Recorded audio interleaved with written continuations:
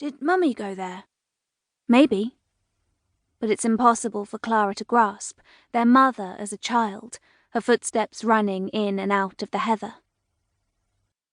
Their father steers the car from the road, stops in front of a gate.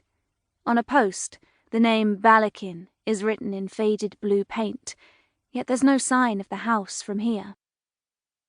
The children watch as he gets out, arches his back with his arms above his head before he opens the gate, pushing it far enough so that it catches in the long grass. He brushes his hands together as he gets back in. Let's go and meet them. It's a narrow drive, and their father curses as he steers around ruts that threaten to scratch the vehicle. On either side there are thick branches with early blackberries twisting and looping among them. Can we pick some? Clara asks. We can't, her father replies. They'll be waiting. Clara catches glimpses of brick between the trees, sees the elbow of a window's edge through parted leaves. From here, she can tell that Jackon isn't a small house, and as it steps out from behind the shadows of the pines, she loves it immediately. The window frames with glass cut neatly into separate squares, the curved porch supporting a honeysuckle, surrounding a front door made of dark wood. Roof tiles slant down, holding 2 tall chimneys and a pair of round windows nestled so far back that they're almost impossible to see. Gravel crunches under the car's wheels before it stops, and, as their father turns off the engine, silence takes over the air. Did Mummy really live here? Stephen asks. Yes, their father laughs, and Clara notices how his shoulders relax, as though the strings that have been forcing them up have been cut. What's that? Stephen is pointing to a small footprint of grass with a stone column at its centre. It's no higher than Clara's waist, with a metal fin balanced on the top. Part of her wants to lick the metal, to taste it on her tongue.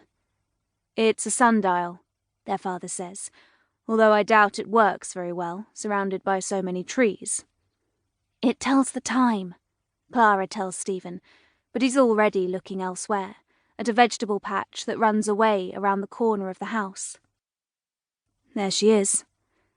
Their father's seat rubs quietly as he turns to his children, and they all look to the woman standing on the front doorstep with an apron tied tight around her waist, the red poppies on it smothered by the folds of the material.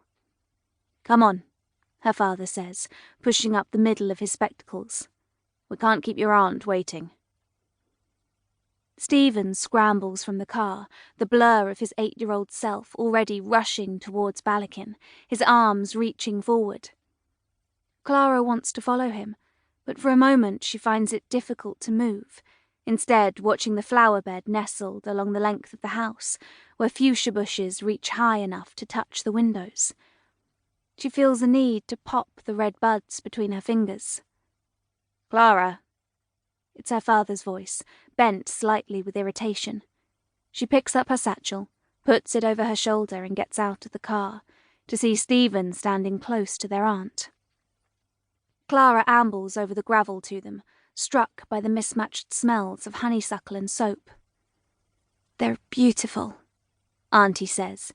She crouches as though to hug Stephen, but his wide eyes make her hesitate and embarrassment settles among them all.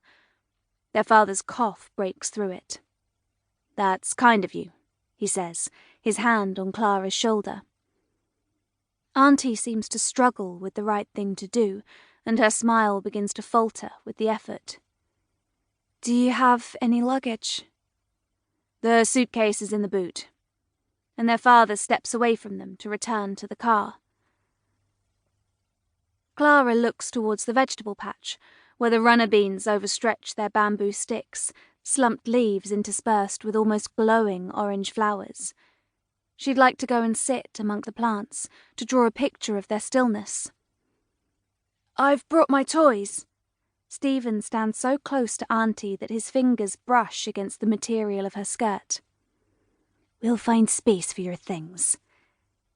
She watches them in a way that Clara has never seen before, as though she and Stephen are some sort of miracle standing on her doorstep. The feeling slips under her.